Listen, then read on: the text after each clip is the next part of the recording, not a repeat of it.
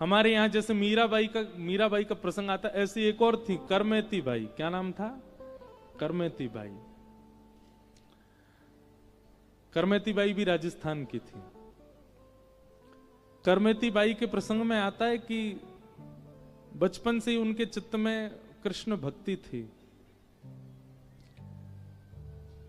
एक बात मैं कथा में कहा करता हूं कि भक्ति के जो गुण हैं वो दो लोगों के अंदर आते हैं।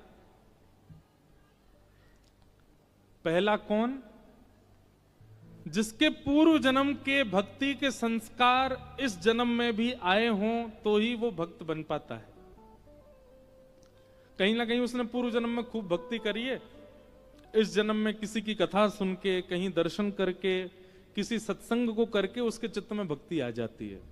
तो भक्ति के जागृत होने का पहला कारण क्या है? पूर्व के संस्कार।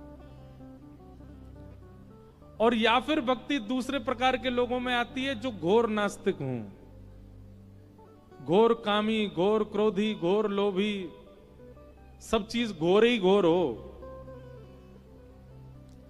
उनको जीवन में एक ऐसी ठोकर लगती है कि उस ठोकर के बाद वो भक्त बन जाते हैं, उनको फिर वो भक्ति मार्ग में आ जाते हैं। तो मीराबाई, करमेती बाई, सूरदास, कुंभनदास, रैदास, ये सब कौन है? ये सब पूर्व के भक्ति संस्कार वाले भक्त हैं। इनके जन्म में पूर्व से संस्कार थे। सब लोग बहुत ध्यान से सुनो।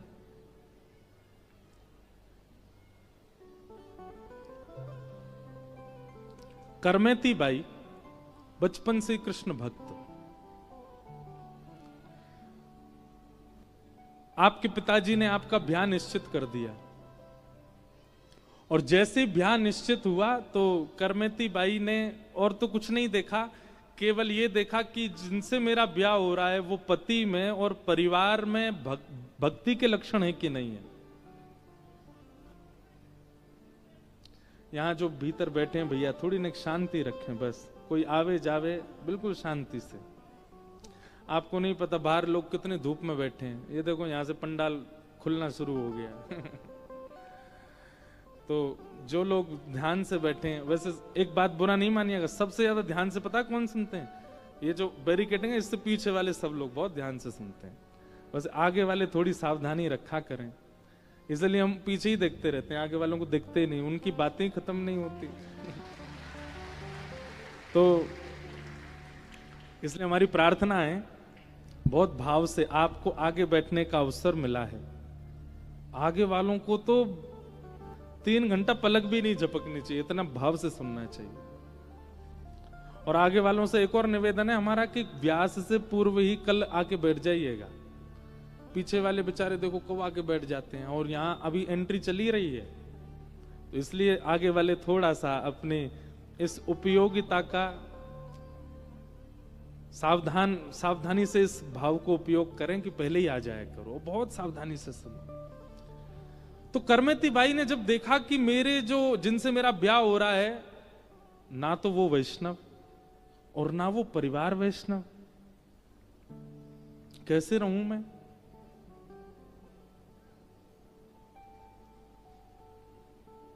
करमेती बाई ने खूब सोचा, माता पिता की आज्ञा मुझको माननी है, माता पिता को निराश नहीं करना है, पर अपने पिताजी से जाके कहा, पिताजी आप ये तो सोच लीजिए कि जिससे मेरा ब्याह हो रहा है उसको दूर दूर तक भक्ति का कोई लक्षण नहीं है, मैं कैसे जीऊंगी उसके साथ?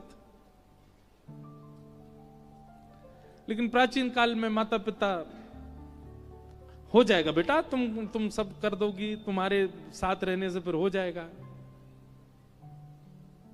करमेती बाई बोली, मैं अवसर नहीं देना चाहती हूं अपने आप को या किसी और को, ये मेरा अंतिम जन्म है, मुझे इसमें अपना कल्याण करना है। मैं अब ये देखूंगी नहीं कि उसके साथ जाके उसको फिर भक्त बनाऊं, जिसमें अभी से ही संस्कार मांस मदिरा आदि के हैं, वो कैसे भगवत भजन करेगा?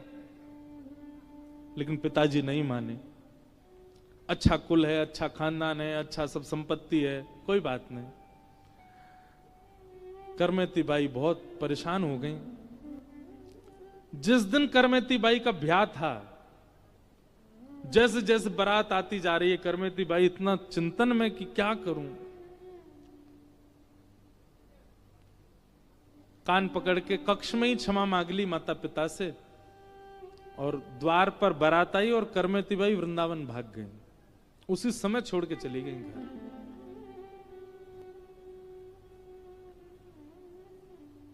बहुत सुंदर चरित्र है करमेती बाई का। आपके पीछे सैनिक लगाए गए ढूंढने के लिए, तो सैनिकों से बचने के लिए स्थान ढूंढी, कहां जाऊं, तो रेगिस्तान था। उस रेगिस्तान में एक मरा हुआ ऊंट पड़ा था। उस ऊंट के कंकाल के भीतर करमेती बाई 3 दिन तक बैठी रही। जब आप वृंदावन आई तो वृंदावन में धीमे धीमे फिर जब आप बैरागन हो गई, बिल्कुल जोगी हो गई, वृंदावन में रहकर भजन तो एक बार एक संत ने प्रश्न किया, करमेती जी हमने सुना है कि जब आप वृंदावन आई थी 3 दिन तक आप ऊंट के भीतर रही सैनिकों से बचने के लिए। करमेती जी बोली हाँ। आपको दुर्गंध नहीं आई वहां पर? हम तो मरे हुए जानवर के पास नहीं, जानवर कहीं दूर मर जाए तो उस स्थान में नहीं खड़ा हुआ जा सकता, आप उसके भीतर 3 दिन तक बैठी, आपको दुर्गंध नहीं आई? करमेती बाई का उत्तर बहुत सुंदर है, समझ में आ जाए तो बड़ी बात है। करमेती बाई कहती हैं, मरे हुए कंकाल में इतनी दुर्गंध नहीं होती जितनी दुर्गंध संसार के विषयों में होती है। जिस दिन संसार के विषय की दुर्गंध आ जाएगी ना, उस दिन मरे हुए ऊंट की दुर्गंध फीकी लगेगी। इस संसार का काम, संसार का क्रोध, संसार का लोभ, संसार में भौतिकवाद का लोभ, इसकी दुर्गंध जब तक नहीं आ रही है तब तक आपको विषयों, बाहर के जानवरों की दुर्गंध लग रही है। जिस दिन विषयों से दुर्गंध आने लग गई उस दिन ये दुर्गंध कम लगेगी आपको। तो करमेती बाई सब छोड़ के वृंदावन आ गए। तब आपके पिताजी ढूंढते ढूंढते वृंदावन आए और करमेती बाई सालों बाद उनके पिताजी को मिल गई। तब करमेती बाई से उनके पिताजी ने कहा, बेटी तो अपने आप को भक्त कहती है, अपने आप को साधक कहती है, और एक माता पिता को रोता बिलखता छोड़ के आई। और रोना बिलखना बात एक है, तूने तो हमारी नाक कटवा दी नगर के आगे, बारात द्वार पर आकर तू भाग गई। तो करमेती बाई, देखो इस प्रसंग का गलत अर्थ मत निकालिएगा, लेकिन प्रेम अतीत होता है तो व्यक्ति धर्म पर चिंतन नहीं करता। करमेती बाई हाथ जोड़ के पिताजी को प्रणाम करती हैं और पिताजी से कहती हैं, पिताजी क्षमा कीजिएगा, नाक उसकी कटती है जिसकी नाक होती है, और नाक उसी की होती है जो कृष्ण के होते हैं। आपकी नाक कैसे कट गई? नाक तो मेरी कट जाती अगर मैं उससे ब्याह कर लेती तो। नाक तो मेरी कटती अगर मैं ऐसे खानदान में जाती जहां मांस परोसा जाता है, जहां कृष्ण भक्तों की उपासना, अवहेलना की जाती, उपहास किया जाता है। और उसी वक्त अपने सेवा के गोपाल जी अपने पिताजी को दिए। पिता ने कहा कि अब हम कैसे जिए, तुम्हारी मां इतनी व्याकुल रहती है। तब करमेती बाई ने ठाकुर जी दिए, बोले आज से आपके यही पालनहार हैं, यही आपके पुत्र हैं, इन्हीं की सेवा करो। अपने माता पिता को भी भक्त बनाया। तो प्रेम, प्रेमी व्यक्ति कई बार धर्म का चिंतन नहीं करता, प्रेमी कई बार अर्थ का चिंतन नहीं करते, प्रेमियों की कई बार कोई कामना नहीं होती, वो निष्काम होते हैं। और प्रेमियों को मोक्ष की भी इच्छा नहीं होती, वो मोक्ष भी नहीं चाहते। उस प्रेम को चित्त में व्यवस्थित करने के लिए भागवत की रचना की गई। भागवत धर्म प्रधान, अर्थ प्रधान, काम प्रधान और मोक्ष प्रधान ग्रंथ नहीं है। श्रीमद् भागवत प्रेम प्रधान ग्रंथ है। इनके श्रवण के बाद, इनके आश्रय के बाद आप प्रेमी नहीं बने, आपने समय व्यर्थ किया कथा में आके। आप प्रेमी बन जाओ, प्रेमी बनो, आपका स्वभाव प्रेम में हो जाए। और प्रेमी का स्वभाव कैसा होता है पता है? वो एक बार मिलेगा,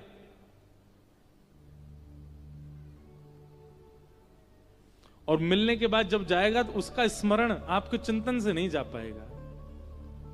उसकी क्रिया, उसका स्मरण आपको भावुक कर देगा, उसकी चर्चा आपको व्याकुल कर देगी। ये प्रेमी का स्वरूप होता है। वो जिनसे मिलता है वहां अपनी लंबी छाप छोड़ के जाता है। प्रेमी व्यक्ति का लक्षण है। हमारे ब्रज के रसिक संत, एक बार यदि आप मिल लोगे उनसे, आप भूल नहीं पाओगे उनको। उनका चिंतन, उनका स्मरण, उनका भाव सदैव चित्त में बना ही रहेगा। क्यों? क्योंकि वो प्रेम युक्त है। धर्म युक्त व्यक्ति का 2 रात्रि तक स्मरण हो सकता है, पर प्रेम युक्त व्यक्ति का स्मरण तो मरते दम तक रहता है, उसकी स्मृति नहीं जाती चित्त से। उस प्रेम को स्थापित करने वाली चित्त में श्रीमद् भागवत। तो वेद व्यास जी ने किस आश्रय से भागवत जी की रचना की? प्रेम। अब प्रेम बात कहूं तो प्रेम पर ही इतनी चर्चाएं याद आती हैं। अब करमती बाई याद आई, रसखान याद आ रहे हैं, कुम्मनदास याद आ रहे हैं, कृष्णदास याद आ रहे हैं। कल रात में अनुश्री जी, कुम्मनदास जी के, हम देखो ये भी कितना अच्छा भाव है ना कि कथा के बाद भी कोई संसारी चर्चा नहीं हो, तब भी भगवत चर्चा ही। आज हम वन भी गए, वहां भी भगवत चर्चा। एक वैष्णव के संग रहने का ये बहुत बड़ा लाभ है कि आप जितनी देर उसके साथ हैं कोई संसारी चर्चा होती ही नहीं है, वैष्णव चर्चा चलती है। कुम्मनदास, उनके चरित्र में ऐसा वर्णन आता है कि इतने दीन थे, इतने गरीब थे कुम्मनदास। गरीब शब्द बोलने में मुझको थोड़ा अटपटा लगता है, इसलिए मैं दीन बोलता हूं। इतने दीन थे कि उनके घर में तिलक स्वरूप लगाने के लिए शीशे की आवश्यकता होती है, शीशा भी नहीं था। कठौते में जल भरते और उसमें अपनी छाया देखते और छाया देख के तिलक लगाते थे। कुम्मनदास जी के इस त्याग को देख करके ठाकुर जी इतने ही रीझ गए कि कुम्मनदास जी की गोद में स्वयं ठाकुर जी आ जाते थे। और स्वयं ठाकुर जी, छोटे से गोपाल जी आके कुम्मनदास जी की गोद में बैठते और सुबह सुबह नहा धो करके कुम्मनदास जी जब तिलक स्वरूप कर रहे होते सोई ठाकुर जी आ जाते।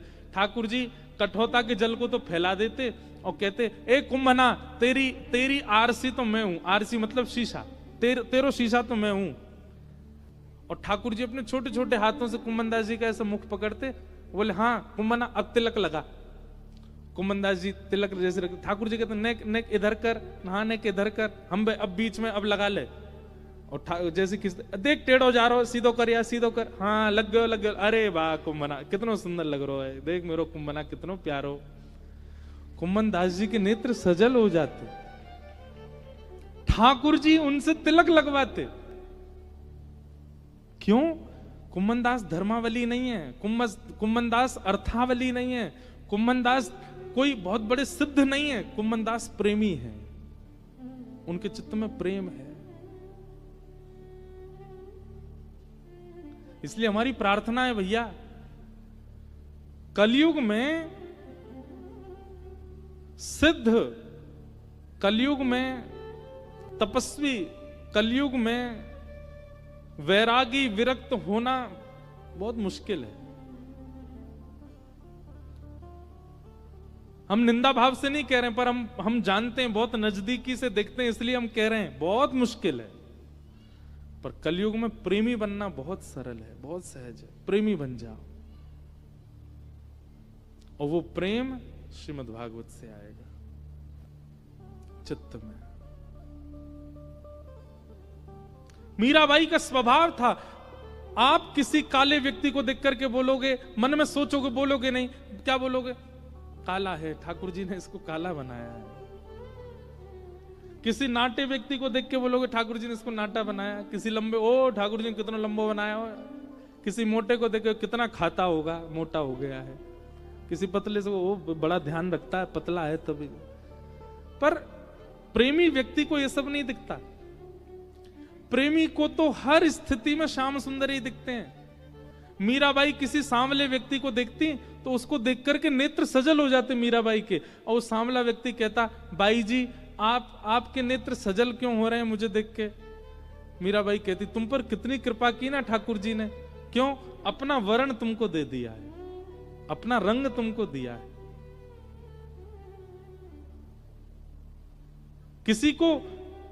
किसी के घुंघराले केश देखती, भले ही स्वरूप सुंदर नहीं है, केश ही घुंघराले, मीराबाई भावुक हो जाती, तुम्हारे केश ठाकुर जी जैसे हैं ना। किसी की चतुराई देखती तो मीराबाई हंसने लग जाती और सोचती, ऐसी चतुराई होगी जब मक्खन चुरावे जाते होंगे ऐसे ही चतुर रहते होंगे, मतलब उनको किसी में दोष ही नहीं दिखता है, सब में ठाकुर जी का गुण दिखता है। ये प्रेमी का स्वभाव हो जाता है। आपके ओरछा के बुंदेलखंड के श्री हरिराम व्यास, उनका तो प्रसिद्ध पद है, हरिराम व्यास जी के सामने अगर कोई क्रोधी आ जाता तो हरिराम व्यास जी नहीं कहते क्रोधी आया, यूं कहते ओहो परशुराम जी की कृपा वाला व्यक्ति आ रहा है, इस पर परशुराम जी की बहुत कृपा है। कोई बहुत लोभ ही आता, जिसको धन की बहुत इच्छा होती, हरिराम व्यास जी कहते इस पर बामन भगवान की बड़ी कृपा है। बामन भगवान भी लेने गए थे ना बलि के यहां। ये प्रेमियों का स्वभाव होता है कि वो जित देखो, जिस व्यक्ति को देखो, उसके गुण, उसके स्वभाव में भी ठाकुर जी को देख लेते हैं। ये प्रेमी का स्वरूप होता है। और ये प्रेम भागवत से आता है।